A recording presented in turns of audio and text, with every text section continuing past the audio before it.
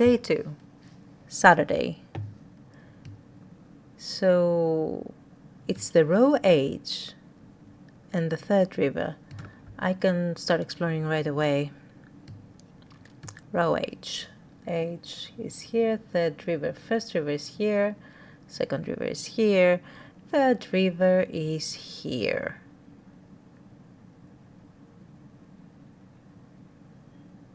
Huh. Okay. A dead deer in the river, yellowed bone protruding from matted hide and rotten flesh. Death for one provides life for many. Quite gruesome.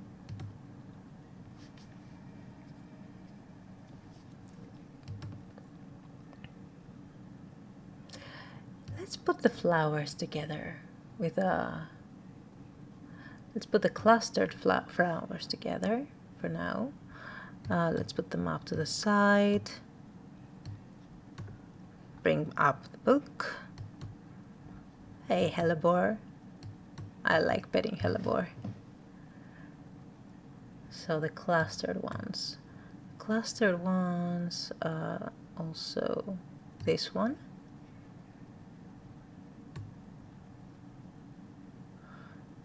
And this one.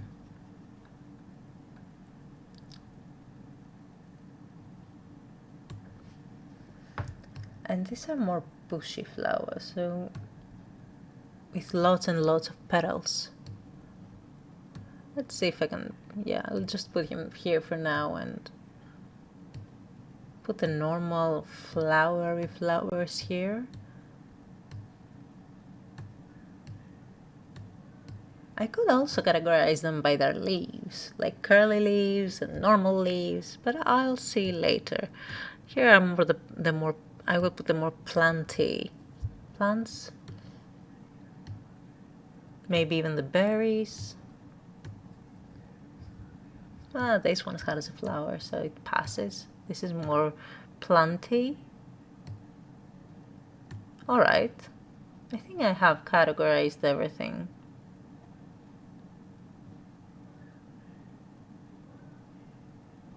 Let's have our first customer. Isidore Burbage. Bring me a sample of Apis demissus. And be quick about it. That damn cat is setting off my allergies. Shouldn't have an animal in a shop like this. You're welcome, sir, to leave through the door. The door is that way. If you don't want to be here, no one is holding you. Anyway, he wants an Apis demissus. Do I have something like that? I guess I have to search the book. For example, Bishop's parasol is Episcopus peliband, etc., etc.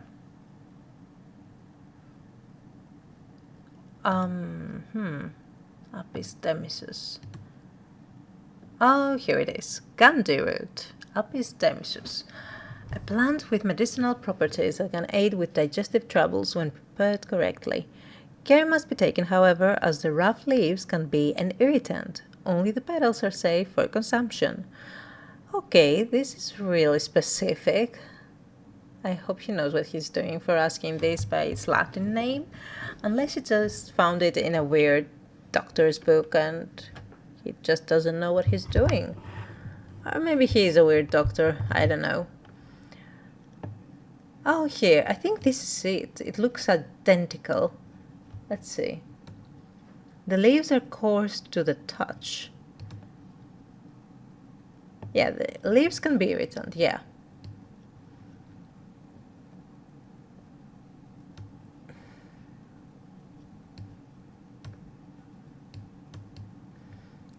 Let's put this. You, sir, can have this and do with that what you will.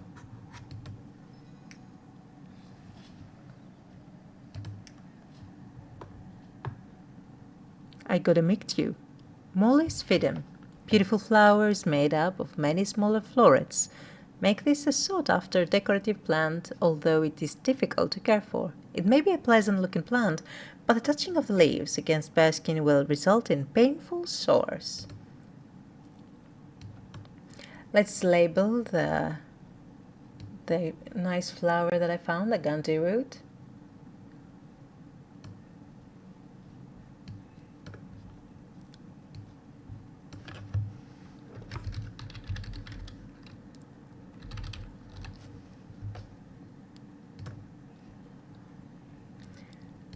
Put the labels back. I love how he moves his head with the mouse. Alright, so next customer, please. Oh, mailman. Lake Undermere is looking fine in the sunshine today. And he's got a letter. Here's your mail. Let's open it. There's an old slate mine at Hard Knot that has some interesting looking fungi growing in it. I've never seen anything like them before. They seem to have found a niche in the damp, dark tunnels left by the tramways. I thought you might be interested. Warmest regards, Amos Duncan. So maybe Amos Duncan is just a traveler. Maybe he used to talk to our uncle and he's just sending letters from his travels. Anyway, I think we ought to make a visit. Hard Knot, right? Okay, Hard Knot. Here it is. Hard Knot. F13. An iron gate, rusted by years of abandonment, sits across the entrance of the tram tunnel. Rusted it may be, but it won't budge. Locked. And here it says a clavilium will help. Clavilium, huh? All right.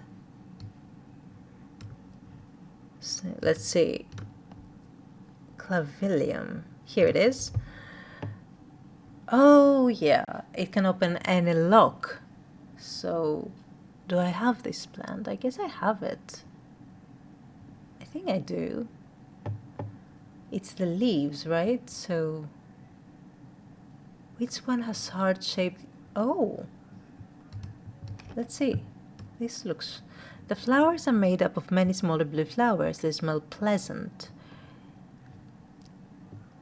These are heart-shaped leaves, right? I mean, that's what it looks like to me. So maybe this is clavilium. Indeed. The gate swings open slowly, complaining loudly on its rusty hinges. After a short exploration of the tunnel, I am rewarded. 3 plants, nice. And we also got another entry. Aguria, Scyphus spectaculum. When burned, incense made from the woody stem can enhance psychic abilities, strengthening the clarity of visions and prophecies. Light blue flowers, like rounded tufts of gentle lambswool, characterize this plant. I see.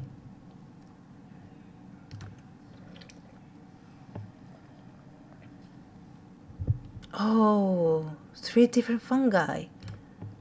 Nice. Let's put them together with the rest of the fungi. The letter put in the archives, and I think we can have our next customer after we put the clavilium label in the clavilium flower.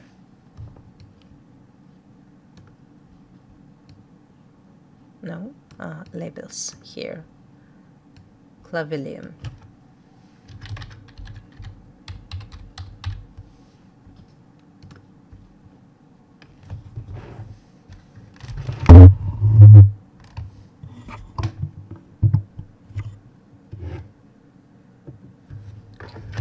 So, next customer, I guess. Reuben Ward. I'm headed to Grisdale Forest, investigating a possible murder there. Can't say I'm looking forward to it. The Sisterhood are a secretive lot and they're not keen to talk to me. Their leader, the Arda, or whatever they call her, she's dead. My instinct is they're hiding something. I was hoping you might have some fox pattern that would help me win them over. Oh, I see. Fox button. Let's see, fox button here. Camimum vulpes. An offering of fox button is considered by some to represent a contract of friendship between strangers. Thick, shiny leaves grow in opposing pairs along the stems. Huh. I have a few plants that do that. I mean, clavilium doesn't have... the one next to clavilium. But it doesn't look like that. Let's see. Small leaves, delicate flowers. Okay, it doesn't look the same. Maybe this one. It smells of nothing that I can detect. And then there's this one. Blue flowers, stiff leaves. Yeah, nothing of the sort. Nothing that I need. So it's, I think it's one of those two. Or this or this. These seem too rounded, so maybe it's this one. Fox button. Maybe because it doesn't smell, it's like you offer something that is of no harm. But I'm not sure. Let's see. Yep, that is it. Alright. We also have a brimlock. Folium caldarius. Those suffering from hypothermia can be rescued by a draught made using leaves from the brimlock plant. It has a warming effect that protects against extreme cold. When conditions are just right in the cold of winter, brimlock produces small yellow flowers. The leaves are waxy and tough. Alright. So let's label this flower the fox button.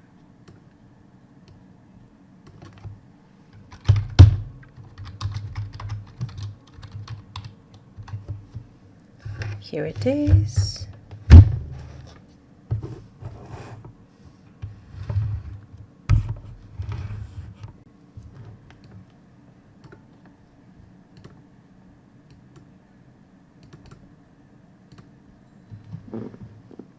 Victoria Gray. I was able to make out the whispered voices last night with the help of the St. John's poppy. There's a medium using the room. Illegally, I might add, holding midnight seances for gullible grievers. Is there a plant, you know, that I could use to give them a scare and drive them away? I need my sleep. So Harlequin Blue is supposed to help.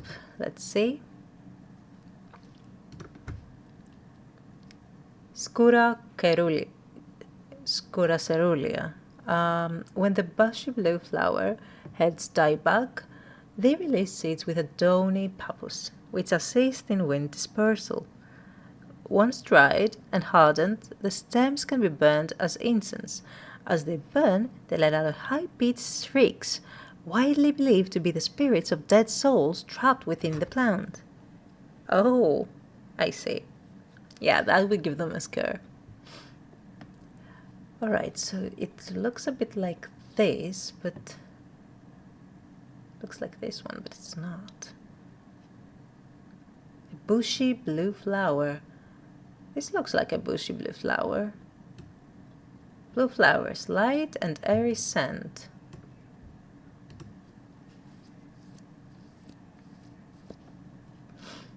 Airy scent. Anything else? Anything else? No.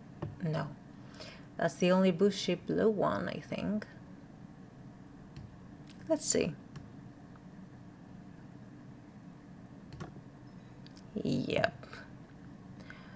Identified. And we have a Simmerlang. Animatus lumensis. Lumensis. The dried stem of the Simmerlang burns very brightly and noisily, letting off a near-blinding white-purple light. Flowers grow wrapped in large, rigged leaves. All right.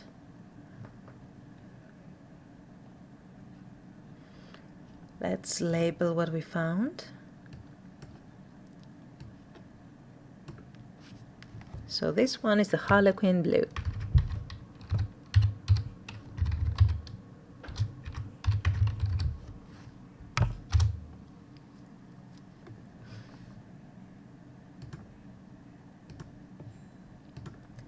Bethany Coleman. You may have heard the rumors that our Arda is dead. May Arduina bring her spirit peace. The nature of your death is unusual. The sisterhood does not often look to outside help, but this is beyond our knowledge. If you show my sisters this letter, they will allow you entry in the forest.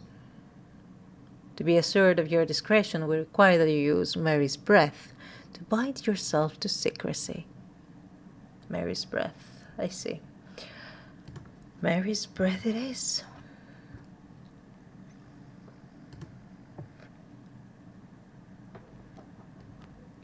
Celadum regis. The white waxy leaves allow this plant to collect the large amount of water it requires. It is said that a person can be bound to secrecy using Mary's breath. It used to be grown in the royal gardens so that the king could ensure the trust of his confidants, but the practice fell out of favor. I wonder why. White waxy leaves. I see. Let's see. White waxy leaves. This has white leaves. Dark blue petals are soft and feathery. No. Soft and feathery. Smooth waxy leaves. Yeah, but they don't look veiny enough. Don't I have anything else with veiny leaves?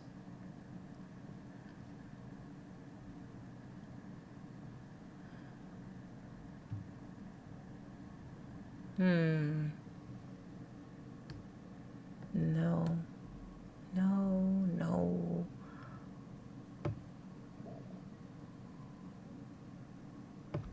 Alright, so... Oh, I have these big ones. Okay, these look veiny. The veined leaves have a waxy finish.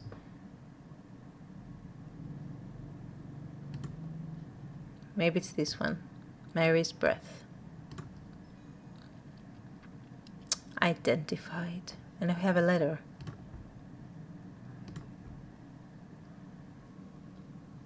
We have failed in our duty as protectors of the forest. Our secrets have been stolen and the Arda has been murdered. You will find us deep in Grisdale Forest, a mile from the lake shore across from Tove. Please help us. Yours in hope, the Sisterhood of Arduina. Alright. Let's label the plant as Mary's breath.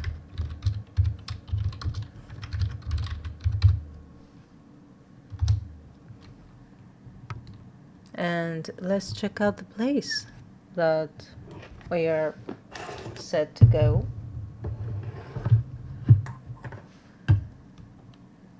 A mile from the lake shore across from Tove.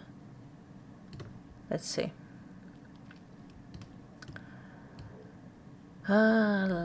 This is...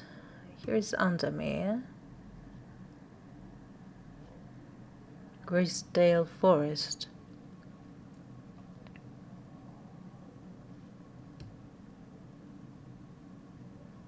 Here is Grisdale Forest.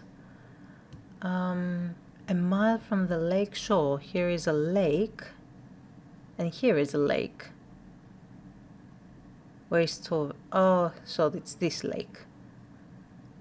Across Tove. A mile from the shore, here is the shore, a mile. I would guess this is a mile. A sister tries to stop me from entering, but I show her the letter and she lets me through. I am ushered into a walled courtyard and then through a large oak door, along a corridor and down a set of stone stairs into a cool basement. Lying on a table, draped in silk, is the Arda. There is not a mark on her, but her open eyes are black, her mouth, her veins, her hair, all black as a raven's wing. Do you know what would do this? Asked my escort. I set to work. So Wren will help us, a plant named Wren.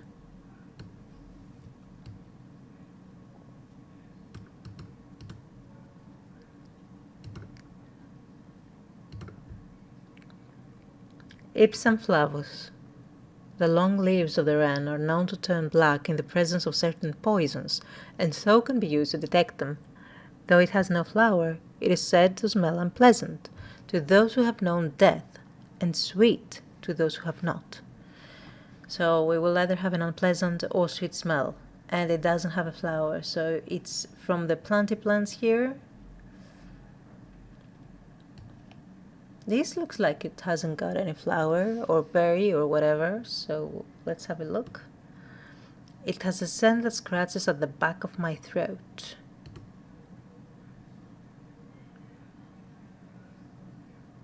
The scent scratches at the back of my throat.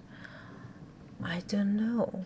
These are the ones that are waxy. This doesn't resemble this at all. Maybe these were red fruits. Yeah, doesn't have flowers, but it also doesn't say anything about berries, so I wouldn't say it's this one. Let's see. I think it's this one.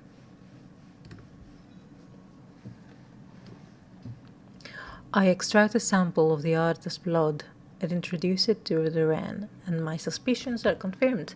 Immediately, the leaves of the wren turn black, which can only mean one thing: gilded dendra poisoning. Upon presenting my findings, I'm rushed away quickly. The sisters do not want me hanging around, it seems. They do, however, send me on my way with a couple of plants, which I am grateful for. Grateful, not graceful, yes.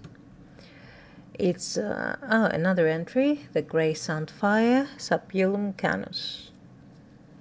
Sandfire has a tough outer bark, which has many useful properties. Some chew it as a form of dental hygiene, taking care not to swallow it, as it can cause unpleasant stomach distress. The flame-like tendrils give off a smoky scent, adding to the impression of roaring fire. All right. Let's see what plants we got.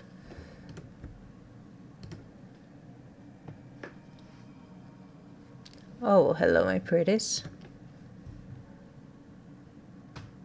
These ones go here, and this one. Okay, I'll make a new section for thorny flowers, I guess, here.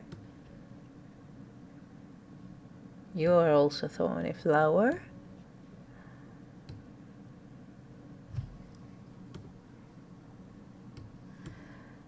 And let's label wren.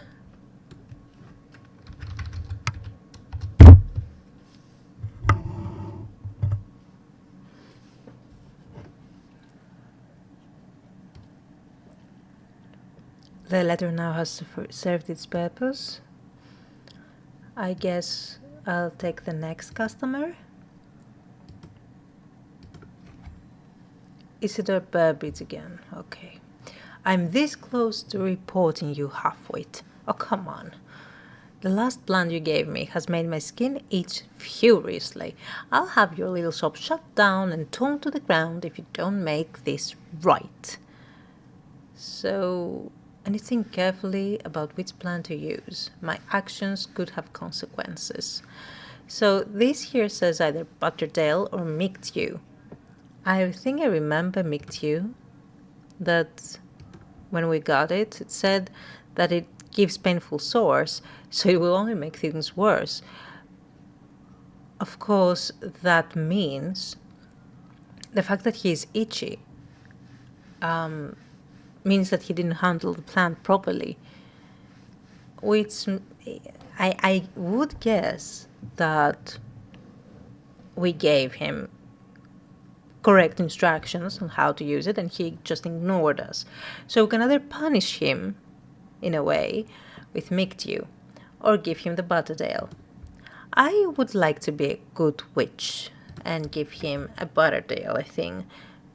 Let's see. Butyrum dixerat. Often found growing in clumps of valley sides, it has been used for centuries as a cure for all manner of skin rashes. The dark green leaves can be stewed and mulched to form a poultice. They may smell buttery to some people.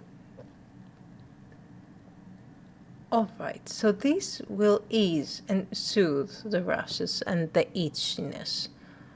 The leaves look like that, so maybe, no, this isn't the poppy. Maybe it's this one? The purple flowers have a light, buttery scent. The leaves look the same, so I guess it's this one.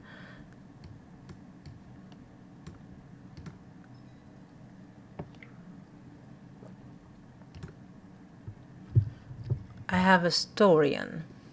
Interitus dulcis. The dark red fruits should not be ingested under any circumstances, as they are highly poisonous, resulting in insanity and then death. A cross-section of the stem shows the distinctive triple xylem and phloem of the Storian. All right. This is oddly specific.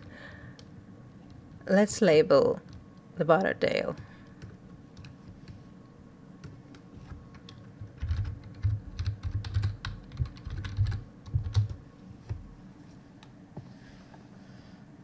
Maybe I should label them as safe, handle with care, and extremely dangerous. Maybe, but we shall see. Maybe I'll do that. Maybe I will.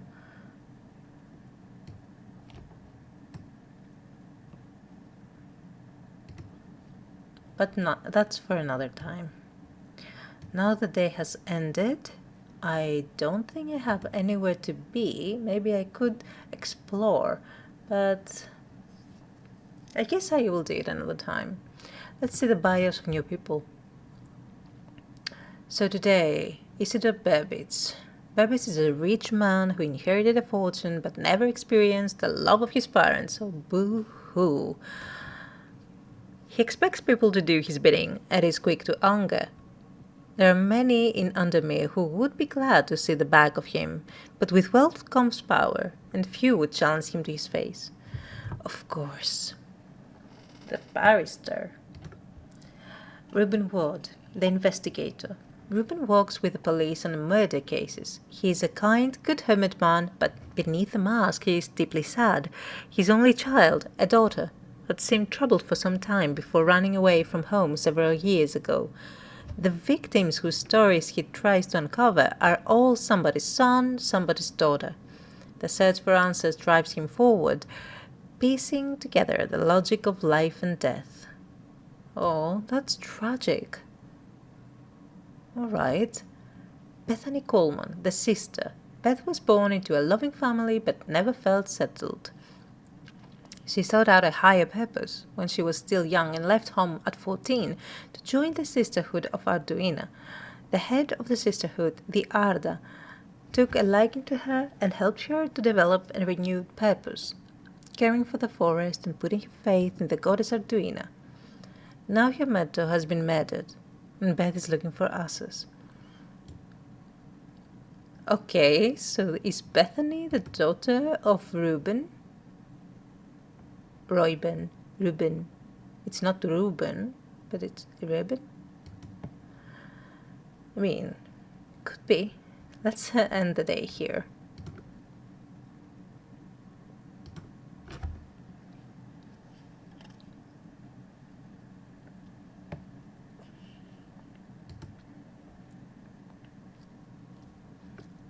The book both fascinated and terrified her in equal measure, and after studying it for some time, she reached a decision. She would never use the power she had discovered. She would hide the book where it could never be found. So these are the phases of the moon, right? North of Hawkshead, east of Lowick, west of Rustland, south of Crickle Crags. Alright, I think this will pinpoint some location.